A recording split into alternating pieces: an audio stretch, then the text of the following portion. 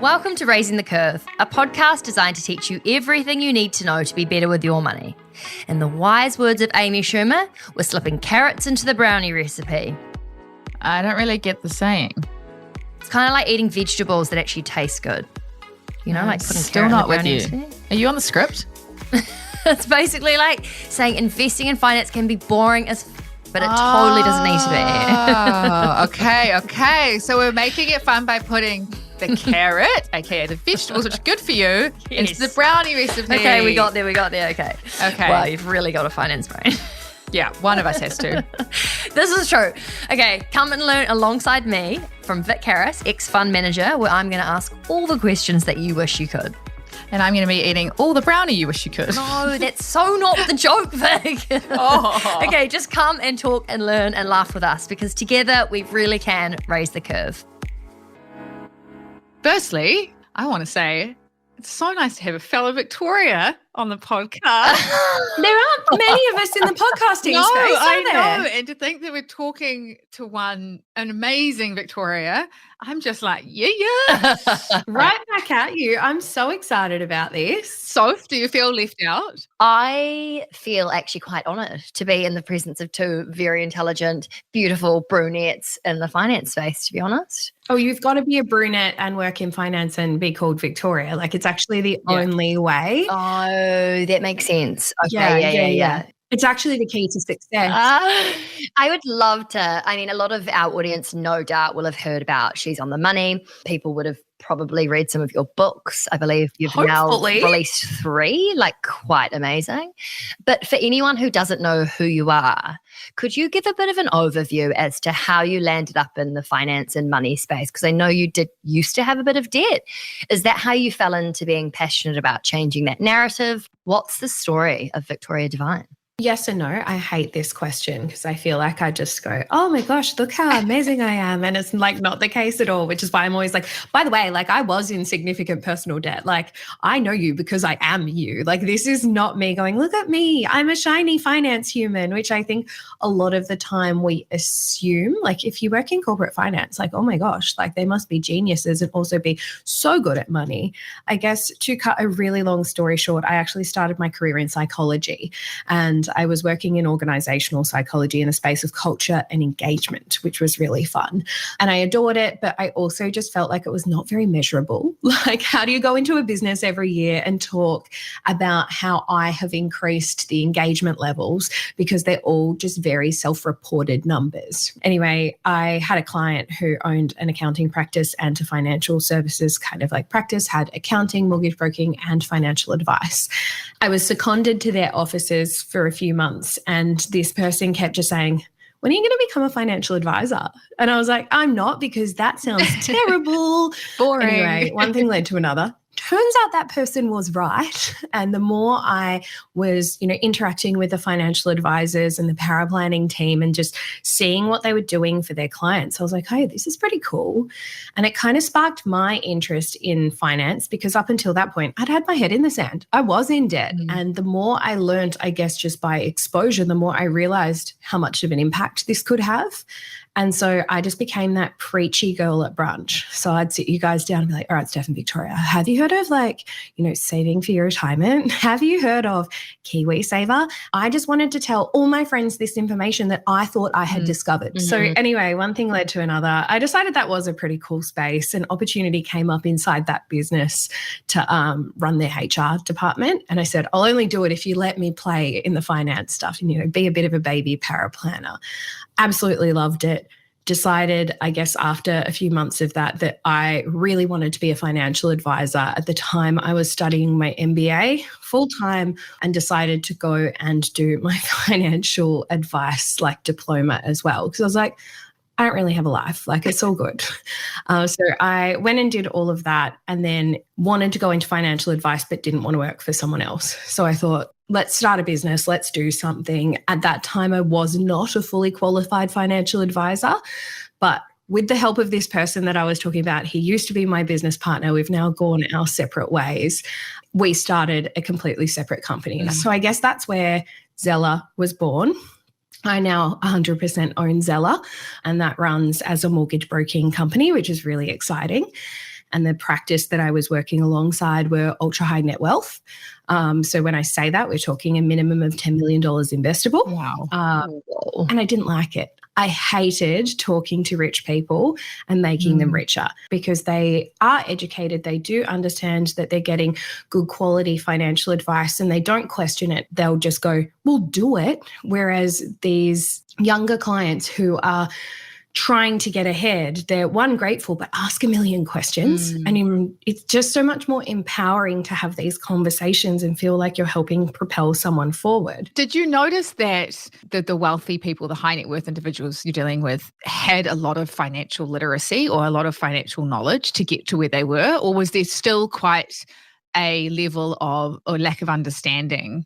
No. They definitely had a lot of financial literacy. Yeah. And I think that is really the difference between everyday people and the wealthy, right? Like, well, the wealthy have two things that we don't have. It's the ability to pay for advice where they need it and trust it. They're not just jumping on Google and typing in financial advice. Like, they've got that network around them to go, who's a good financial advisor? And then, their mate Barry goes, oh, well, this company's been managing my wealth for X, Y, Z. And like, they go and they trust it and they know. So they have that ability to pay for advice. They also have the ability that we don't have to seize an opportunity. So if there's a massive investment opportunity where even if they're worth hundreds of millions of dollars, they go, oh, actually that property development, you're right, that would make me an ROI of 100%. But they have the cash to funnel that, whereas you and I don't have that ability to seize an opportunity because we're still just trying to save our first $10,000.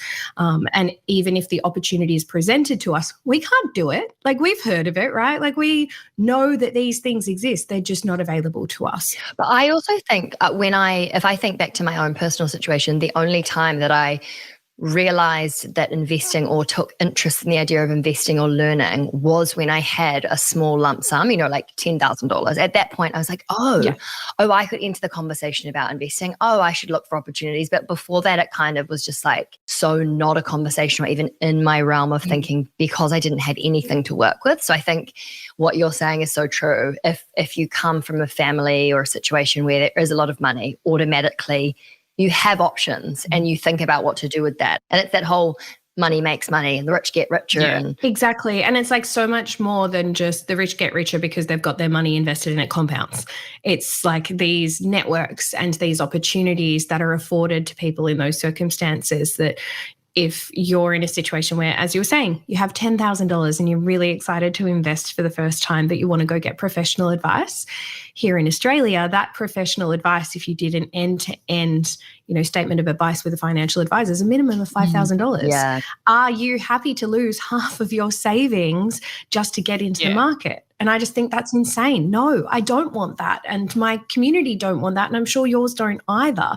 However, someone who's from a very wealthy family who has that background, $5,000, oh yeah, for the right advice, of course, puts me in the best possible position. Yeah. Like, it's just such a different narrative. And I think that we deserve that narrative of, here is the information that I can trust and I know when to seize an opportunity and what that looks like. But you've got someone championing you from the first dollar that you save. Like, that's where I want to be. I don't want to be in this ultra high net wealth space. So I started doing these little lunch and learns called She's on the Money. And from one thing, She's on the Money has grown to another thing. I love that. There's obviously a demand for it. Thankfully, because otherwise we wouldn't have our podcast, guys. Exactly. Yeah. And like you say, so much more rewarding when that couple that implements that financial plan achieves their goal and is so incredibly thankful. And you get a message from them saying how you've changed their life or whatever. Like, that is it's the best. I cry every week still. I'm pregnant at the moment. So it's basically every day. Like, people DM us and they're like, oh my gosh, I'm out of debt, or I've changed my situation, or I broke up with my boyfriend because I realized we're not on the same page and I now feel just so free. And you're just like, wait, what? Yeah, I feel so grateful to be in this space, but then also it's just so necessary in my head. I'm just like, we need this. I just wanted to touch on your new book. So it's all about property. It property is. With She's on the Money, which is very exciting. So this is your third book. Yes. I'm like, oh my gosh, how do you even have time to sleep, eat. I'm insane, if we're honest. I mean, a lot of people are always like, how do you do it? And I'm like, let's just disclaimer, I do have ADHD. I do not turn off. I feel like if I'm writing a book, I like hyper fixate on that. And I'm just all I think about, all I breathe. Like I just get so excited about it. Yes. And so, yeah, I feel like that might be my superpower when it comes to actually getting stuff done. And I feel like it's not fair to not tell people that. Can I ask you something? Do you find it harder to deal with your finances with ADHD? Because a lot of the research and things that I found is that those who are neurodiverse actually struggle more than the average person. 100%. Is that something you've experienced? And like, what? Yeah, I think it's why I got into debt in the first place. Like we're just very tap happy. There's not a lot of long-term thought. We get overwhelmed by things that aren't super engaging, and we are very impulsive. So like I often commit to, just in business, I commit to more than I should because you'll give me a good opportunity. I'll be like, yep, I'll do it. Like my time management, thankfully I have an assistant now, out the window. So yes, I think that it really plays into my money story and how I've grown up around money because I am in the very fortunate position. My dad's an accountant. I had access to financial literacy. Wasn't exciting when it was my dad though. Hey, like I didn't want to listen, didn't want to have anything to do with that. And I had to learn the hard way. And I think a lot of neurodivergent people do. And obviously it's very underdiagnosed, but very prevalent. So I think a lot of people struggle with it without realizing. The way that people assume it manifests is that, crazy boy in grade 3 who swings off the back of his chair and jumps up and down and is attention seeking.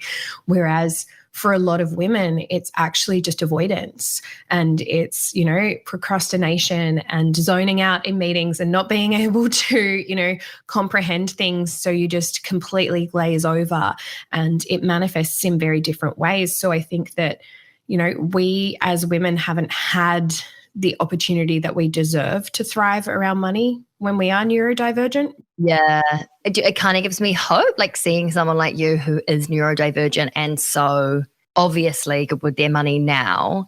I mean, Vic and I have talked so many. She's like, you can lead a cow to water, but you can't make it drink. And I'm like, I get that fully. But at the same time, it's hard to explain to someone that's neurotypical, like why a normal budget might not work for me or why I'm struggling so hard to implement something. Like I've been told it and I get it, but I'm still not doing it. Oh, we get the concepts. In fact, high levels of intelligence are actually correlated with neurodivergence. So it's not that we're silly. It's just that those things don't work for us.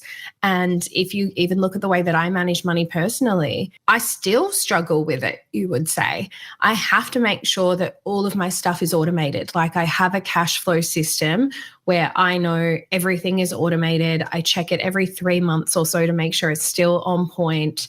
I have to separate my spending money from, my savings. Otherwise I'll spend my savings. Like in my head, still, irrespective of how educated I am. If I know there's $1,000 sitting on that debit card, I forget everything. It's like out of sight, out of mind. Even if you go, B, didn't you remember that there was a bill due next week? I'd be like, yeah, but there's $1,000 on that card that I have access to right now. Like we're going shopping. If it is not in front of me physically and I cannot see it visually, it does not exist. It almost feels like Parkinson's or something. I'm like, it's almost like dementia. It's crazy how much I forget. And especially when it comes to money, like the budget piece is a super interesting one. And I guess I'd love to know from your experience or for people who are listening who have really struggled with simple things like budgeting or this expenditure and like the really stripped back, easy to understand money habits. If someone's tried everything under the sun, they've tried to journal about their experience with money, they've tried to put budgets in place, has anything helped you that might also help other people who are like, why is this just not sticking? Like, why can I not get the basics down? Yeah, I think for me, it's visuals and automation. I'm not sure if you guys have seen my money masterclass, but a really big part of that is visuals. And it like basically creates this drawing for you and it says, this is your main bank account and here's an arrow to where this goes. And it like automates the numbers to go, every month you have X coming into this bank account, and then it has an arrow and it says an X goes into this and Y goes into this and Z goes into that. And this is your fun money and you have X. You know, I feel like so many of us have sat down, whether that's on paper or on a spreadsheet, or we've tried a million different ways to budget. But it's like the implementation of that budget when you're neurodivergent is almost impossible. So you actually need to go, right, it's not just budget, it's cash flow. So we're going to, one, visualize it and understand where they go, because I think that once we have that picture in our head of like, it goes into bank account A and then it streams into bank account B, and you can set that up automatically, which is really cool. But two, automating it, like take it off yourself, take the responsibility away. Like I know some people will be like, yeah, but I really want to transfer it myself. No. But is that working for you? No, it's not. No. Is it working for you? Because I used to say that and I would say, oh my God, no, I want to be across it. Like I don't want heaps of direct debits so that it's out of control. Like, and people just don't, you know, they can take advantage of that. I'm like, no, because take my phone bill, for example. It's now direct debited. It's $40 a month or whatever it is here in Australia, money win. But if you send me the invoice and say, oh, V, your invoice is due for your phone plan this month, I go, oh, yeah, I'll pay that. And then I swipe back onto Instagram and I have forgotten that bill exists. Oh, my God. I am just feeling so seen. It's not funny. Like, Vic, I nearly got our company car towed because I didn't pay our fines. And she's like, what is honestly wrong with you? We need to automate it or do it in the moment. Yeah. Like if it doesn't happen in the moment, we're done for. So I think making sure that it's automated means they're not sending me reminders, because like you'd be the same. So if they send you a reminder and you're like, oh yeah, no worries. And then I go do something else. 100%. I feel like I have every intention of doing it. Like I promise it's not because I don't want to pay you. It's because my brain is not wired correctly. I know. And so having that direct debited, the visuals help. But having that direct debited means I'm actually spending less money because they're not increasing the late fee. They're not doing any of those things, and it's out of sight, out of mind. And now the email I get is, your direct debit is being processed tomorrow. And I'm like, oh, okay, no worries. I'm going to pay my bill tomorrow and I didn't have to do anything. So for me, that works. Automate, Super visuals. I like that. I had to put a little picture of a dog as one of my bank accounts, because I'm saving to send my dog over to London, and I had to put a little picture of a dog so that every time I go in there and I'm like, oh. You're like, hey, it's baby. I'm like, oh, no, I need to transfer money to you because otherwise you won't make it over, and I can't take money out of you because then you won't make it over. And so it's quite good having those visuals, actually. See, visual cues are really helpful. Yeah, it's really hard because you have to do it in the moment or you forget it. But then also something that I've really gotten in the habit of is using my notes section on my phone. So in my head, if I'm like, all right, well, cool, I've got this bill, like I have a notes section in my phone and I will go and just write pay phone bill. And then once a day, I have a calendar reminder, and it's during the work day. Obviously, that works for me because I work for myself, but I have like a half an hour carved out to get those tasks on my notes section done. Then it's dedicated. I don't know why, but if you interrupt somebody who is neurodivergent and they're, quote, doing a task, right? I am hyperfixated on that task. Whether it is me writing a book or it is me scrolling on Instagram, getting me away from that, quote, task that I'm doing to do something that I actually need to do is relatively challenging. But in my head, it is much easier to go, all right, well, I just got that that email notification to pay my bill. I'm going to put it on the list for that half an hour block later today. And then I can go straight back to doing Instagram. Even though, like, let's be honest, someone could argue with you and I, Soph, and be like, but wouldn't you just log into your banking app and just transfer it? No, that's actually too much of a mental load. I need a specific time and it has to be a specific task, and I'm very task focused. So I feel like time blocking and making sure that I'm time blocking things for that list mean that my life does actually keep moving forward.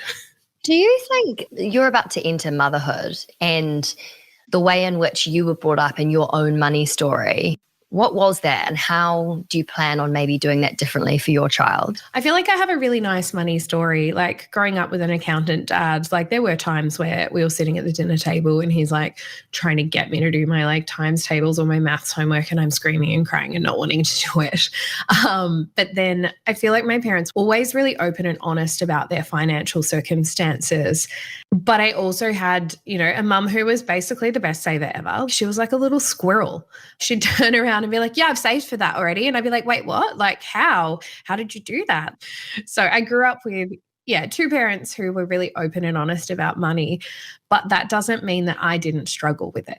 It doesn't mean that I listened, right? And I think that we all have these money stories that can hold us back or propel us forward, but we actually have to really deeply understand how that mixed then in with the way that my brain worked and the way that I interacted with my sister and the way that it worked when it came to me goal setting and wanting to go to university. And like, it's a very complex thing to talk about a money story, which is why I do it so often on my podcast. And we have like guests every single week. And I'm like, tell me your story. Like, where have you come from? Because I think if we just looked at their budgets, everything would look relatively similar, right? Like one week we have someone on $60,000. The next week we have someone on 70. Like that's not the interesting part of someone's story though, is it? Like I want to know your thoughts, your feelings, your values, your beliefs, and your behaviors around money, because they're the things that inspire me, but they're also the things that guide us inherently. You can't just look at someone's budget and go, oh, they're good at money. They might be so good at money on paper. You look at it and you're like, holy moly, like look at all these savings accounts and how strict they are. And then you meet them in person and they are crippled by anxiety around money because that's how they grew up.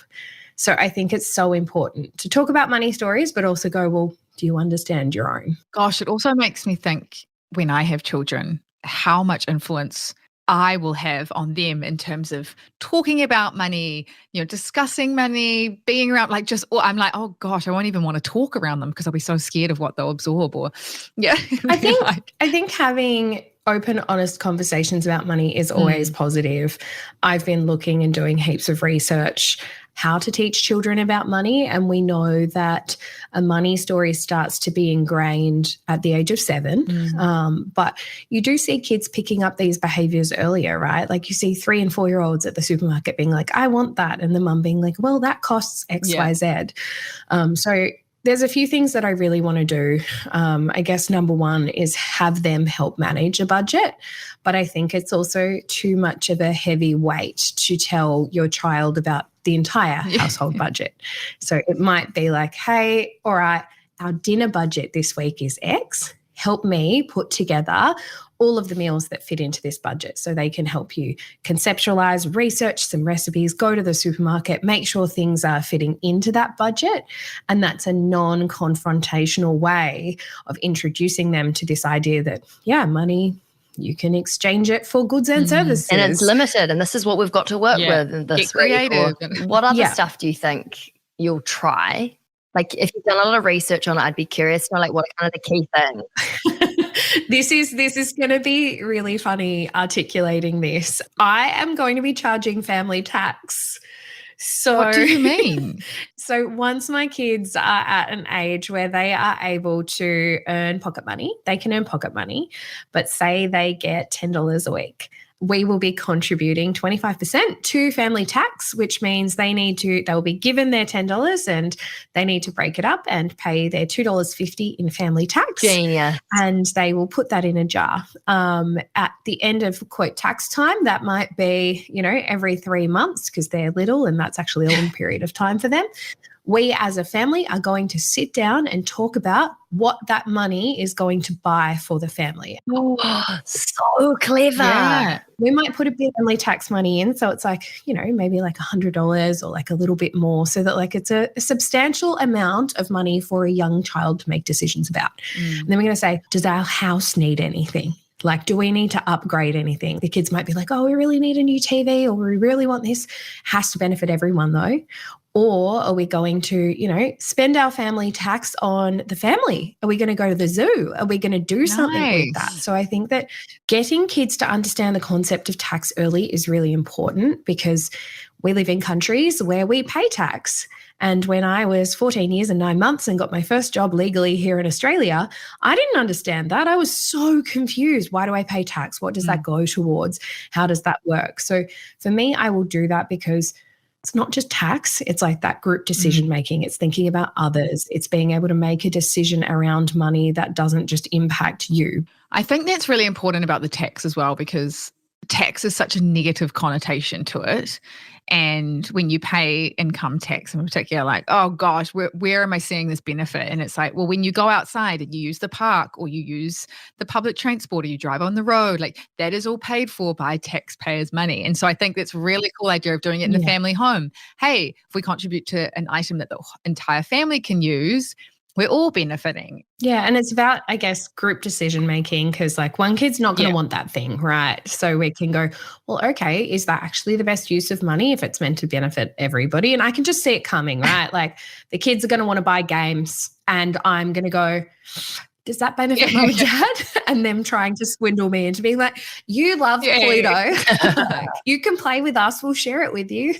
So I think it'll be fun to work that out. And I think that just that idea of teaching kids young about giving back, but not necessarily going, you have to donate money because that's a good thing to do.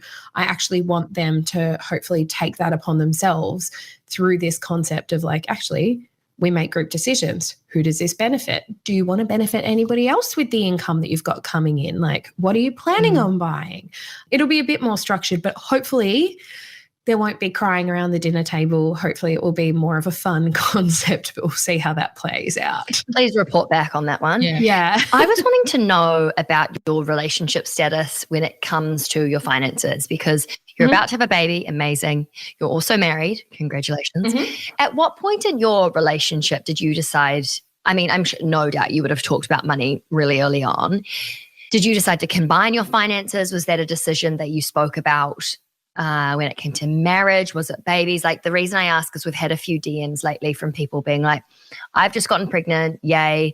We have separate money at the moment. I'm not really sure like when and if to combine finances, and if so, how that should be done, or like what I need to think about, put in place, that kind of thing. And I was like, we actually haven't talked about that before. So you would be a really brilliant person to ask that. Well, thank you. It's going to be really personal for everybody. I know people in their 60s and 70s who are ex-clients who, you know, are very financially successful, who've never shared $1 in their lives. They just, you know, contribute equally and transfer it and manage it separately. I also know people who the second they get into a serious relationship combine finances and that works for them. So I think caveating this with there's actually no right or wrong with sharing as long as you feel empowered by it and you don't feel like somebody else is making financial decisions on your behalf or like you're losing control, to me is the most important part. My husband and I started sharing finances when we got our first mortgage. Before that, we didn't have a good reason to share finances. Like we had moved in together or living together.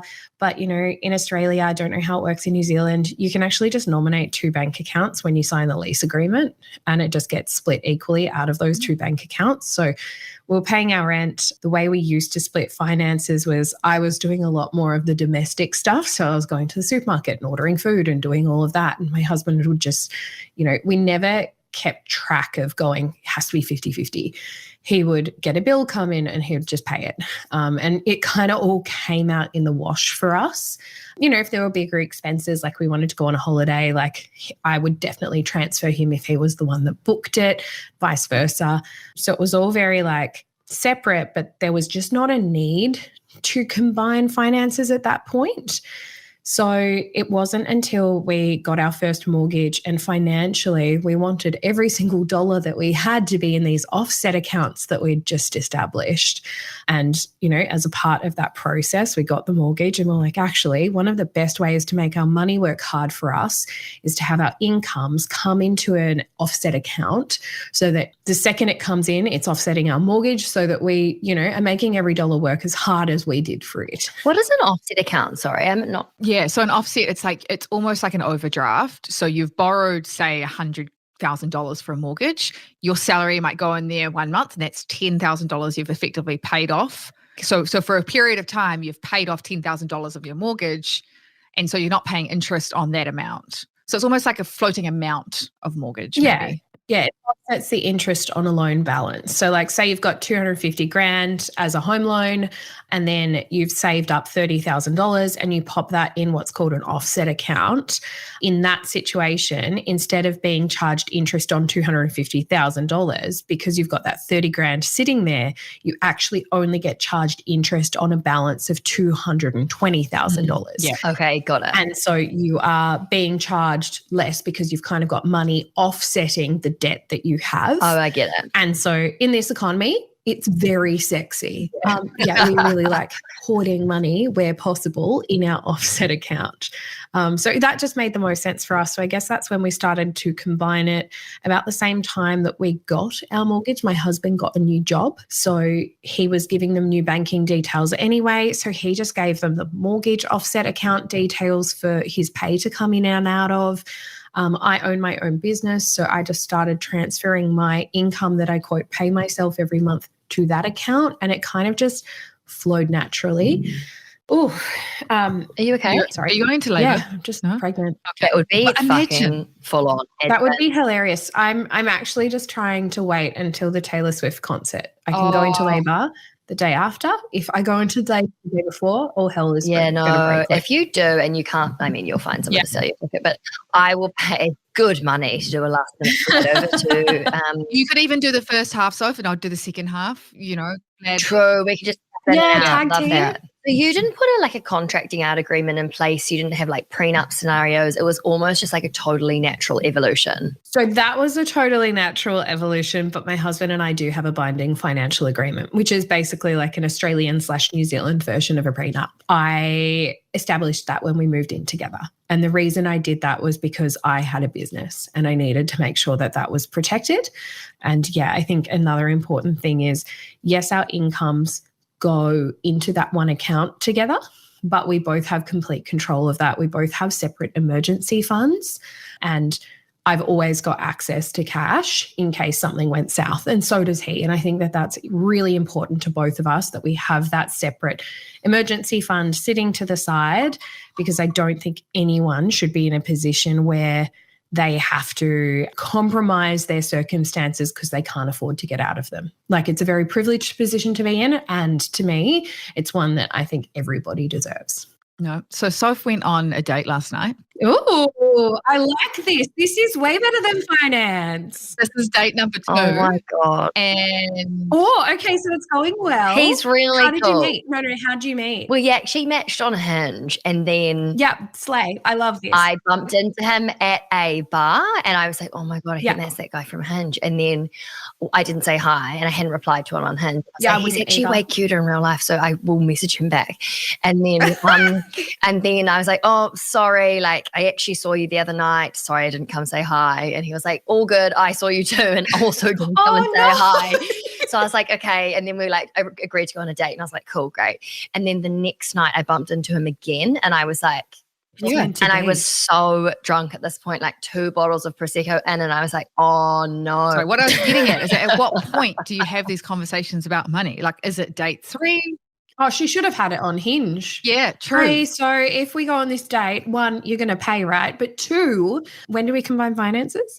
There you go. Oh my God. Do you think the guy has to pay? No, I don't. Neither. But he did secretly. He went and paid the bill without doing the awkward, should we pay? Oh, should we split? No. See, I think that's really sweet, but I don't think it's expected. Yes, I don't think it's expected either, but I thought it was really nice because I would have fully offered to pay half and definitely done it.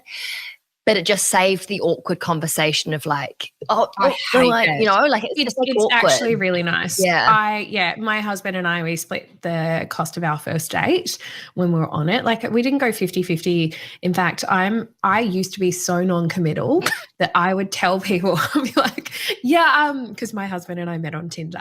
I said, I can meet you for a drink on a Monday night because I was not wasting a Thursday, a Friday, or a Saturday there for the girls.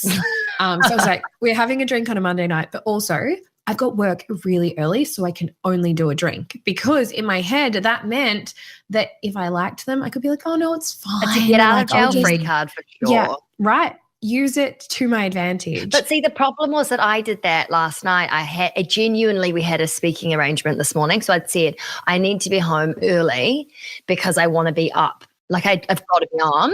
See, mine wasn't genuine. Mine was absolutely No, it was a lie. genuine, but I did think, I tried to throw it out the window and I tried to say, "Oh, don't worry about it. Do you want to come in for a cup of tea?" And he was like, no, you've got to get up early. You're I was like, damn it, why did I mention that? It really backfired. What a nice boy. He sounds like your future husband. I'm so excited about this. I'm very Let's invested. not get too ahead of ourselves here. No, but my husband and I split our first date, and I just think that it sets a really nice tone for money conversations moving forward to offer. Yes, it's so nice when someone does something unexpected, but like you, Soph, you're like pleasantly surprised. You're like, oh, well, that was really unnecessary. Thank you so much. And when it comes to having those money conversations, I think that we need to remember that finance doesn't have to be personal. You know, you don't need to go on dates and start disclosing what you earn and what you spend and what you earn and what you owe. Like, we can go on dates and be like, oh yeah, like I've got a few money goals this year I'd really like to achieve. I'm saving X, Y, and Z. Like, if you're dating somebody, it doesn't have to be about like, oh yeah, when are we going to talk about what we earn? Like, it should be these small conversations that snowball into a deeper understanding of their money values versus yours. And then once you do start having these conversations about like, oh, well, what is your income like? It's not weird because it's not the first time you've spoken about money. In fact, it's just the natural flow of conversation. I like that. Yeah, I think it's so true. I don't think that there's a right time. Because, you know, you could disclose it on the first date because you're really comfy with them and you actually don't mind sharing your money story, or like you're proud of what you earn and you're like, yeah, like, oh yeah, on my salary of XYZ. I think it's weird if you expect to know what they earn though, because I think that you never know somebody's money story. That could be really triggering. You also don't know if they're in debt. You don't know what's going on. I think that there needs to be respectful conversation, but like money conversations should always be a part of everybody's narrative. I also love what you just said about, because I think what you're kind of highlighting without even meaning to is that someone's debt or someone's assets or whatever they have from a money perspective, what they're earning is also their story and their either problem or success. And like whether or not you want to combine and be a team and do it together and whatever is fine if that's what works for you. But it's not like just because someone else is in debt, that means that you need to be in debt, or just because someone else has assets doesn't mean that they're yours. It's like every situation and every couple is totally different, and what works for you may not work for somebody else. And it's not like a one size fits all conversation or 100%. When I met my husband, I was in debt. Did I want to disclose that immediately? No, because I think there's this narrative where, let's be honest, put it on paper, go on a date with a 24 maybe, go on a date with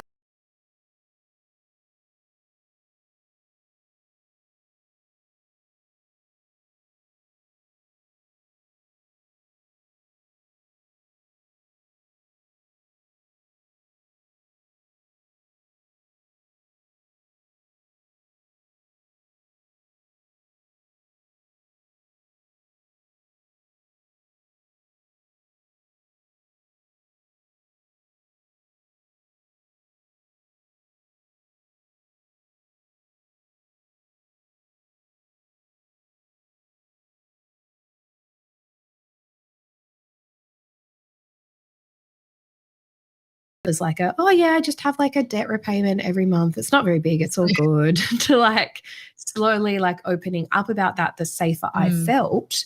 But I think it's really important to acknowledge you don't owe anybody anything. You don't owe anybody an explanation. I mean, we're not here lying, but like we don't need to talk about debt. If you're in debt, that doesn't make you a bad person. Judging people in debt does. Yeah. It just doesn't define you. It's like, yeah, what's the cause of why you're in that debt? Or it could be that, yeah, you're with someone who's super wealthy and got tons of money but spends frivolously and can't save a dollar. Like it's... Everyone's story is so different, right? Definitely, yeah. I've got a girlfriend who is incredibly wealthy, and if you had it written down on a piece of paper, you'd be like, holy moly, like she owns so many properties. She's got this massive like investment portfolio of like $4 million. She's a catch, but she carries so much trauma from that because that's an inheritance from her mum. And she didn't want that. And she doesn't like talking about it. And she doesn't like that would be something that defines her. Yeah. So on her dates, she would never mention it. In fact, she dated someone for like 2 years and still hadn't let them know, by the way, I actually own 4 properties and I'm very financially secure, because she would just live on her income that she was making from her day job. And I think that we just need to be so delicate around money, because you never know. Like her story, great. A lot of you might think that would be a dream, right? Like I'd love to have my partner turn around one day and be like, by the way, Soph, you know how we're getting married? Probably about time I let you know I actually have $4 million in a bank account. I'd be over the moon. But like that conversation is such a different conversation for her, because it carries such a burden. And I think that we need to be so aware of that, because it goes both ways. Whether it is you have wealth, you don't have wealth, you have debt, you don't have debt. We carry so many emotions around this, and they need to be respected. Beautiful. One question I just wanted to ask was around, you're about to give birth. So you're I am terrified. You're about to go on paternity leave. Isn't it maternity leave? Sorry, it's parental. Sorry, I got confused. Yeah. Parental leave's probably the most blanket. Sorry, you're like, I'm not a man. My husband has been calling his paternity leave maternity leave. Like he's told everyone he's going on mat leave. Yeah. He also asked for a push present. Oh, nice. Nice try. Sir, a push present isn't because you're going to be the main pusher of the pram. That's not how it works. But I like your logic. Anyway, we have quite a few people who have their own business, very similar to you, or they're self-employed, and they don't have that, I guess, support system of working for a company that provides a parental leave policy or parental leave support. And so I was just wondering, how did you navigate that in terms of how much time you're going to take off from work, if any, and your partner? And how does that conversation, and what advice would you give to women who are business owners themselves or self-employed? I have to be honest, I have been planning this baby since 2021. I have had a savings account to make sure that we have enough cash, 1 for baby stuff, but 2 to take some time off. My husband has always wanted kids, and so have I. He's been a bit more pushy than me, which is fine. So this is a conversation that we have been having since before we got married, about, well, what does that look like? Once we get married, do we want a baby before? No, we don't. We're not in the position for it. Do we want a baby after? Yeah, we do. Like, at what point do you start trying? All of that is important, but more important to us was making sure that we had, I guess, that level of financial freedom that we could afford to take my husband out of the workforce for 6 months. He does have parental leave, and he will get paid 3 months worth of parental leave, which is obviously a massive blessing. Again, super transparent about it. He's going to take it over 6 months, so 3 months at half pay. And that will definitely top it up. My plan for leave is to take probably 8 weeks, but I also am a crazy business owner, and I'm so excited for this baby, but I also know that for me to be the best version of me, I need to be engaged in the work that I do. I'm so excited about our community. I'm really worried about leaving them on their own. I have a beautiful team who's going to manage it, but I think as small business owners, we try to be everything to everybody. And I think being able to say, no, like, that's okay, you don't have to be, is really liberating. But I think it takes a lot of planning. So for us, again, like, we had that savings account, we had that plan, we've talked about it for years. And then, once we got married, we were like, we'll start trying. Turns out I was pregnant. Really? Wow. And unfortunately, I have had 2 losses, and then I have this pregnancy, which I think is important to talk about as well, because not everything goes to plan. And I'm fine. I'm okay. But I think it's just such an important part of the journey, because you can't plan the perfect pregnancy. You can't plan the perfect time to have a baby. But I'm so grateful that having gone through that, we did have those funds to the side. It made me stress less, knowing, actually, this really catastrophic thing has happened and I need to pull myself out of the business. Okay, it's not going to financially cripple me. So I think planning was important. What about for people who maybe have found themselves pregnant with no financial plan? Like, you've had I know that there's going to be a lot of people who don't have that luxury and have found themselves pregnant. And get a surprise baby. I think it's about just, you know what? Babies don't need a lot. I think we put a lot of pressure on ourselves these days and assume that to be a good mother, you're going to take a year off and you're going to have the newest, shiniest everything. Like at the crux of it, you need to find somewhere for baby to sleep. You need something for baby to eat, and you need something to keep them clean and dry. Like at the end of the day, like I've been watching 6 million TikToks again about packing my hospital bag and my newborn essentials. And I'm just looking at it and like in my head, I'm like, newborn essentials, I need some nappies, I need some wipes, I need some of those fancy romper things with the zips. Apparently the zips are very important.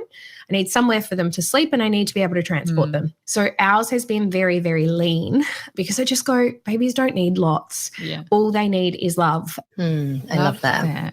I just feel fantastic and very empowered. And we touched on so many different things. Yeah. It was great. It's been a fun chat, guys. It's been really fun. I've loved From investment to Tinder to Hinge. Like, we're good. We're good. I think I'm going to have to tell him that he was on the podcast. Like I've told him to not listen. Now it's like. You've told him to not listen. Oh, yeah. You know what? The second someone tells me don't do it, I'll be like, I'm going to have to do it. I'm just thinking I could probably get away with it. I didn't really give anything away. No. Like maybe I'll just slide He it on. didn't tell us his name. Yeah, we're going to get all of that off air. Oh, Victoria. You've thrown me under the bus so many times and I'm so glad I can do it back now.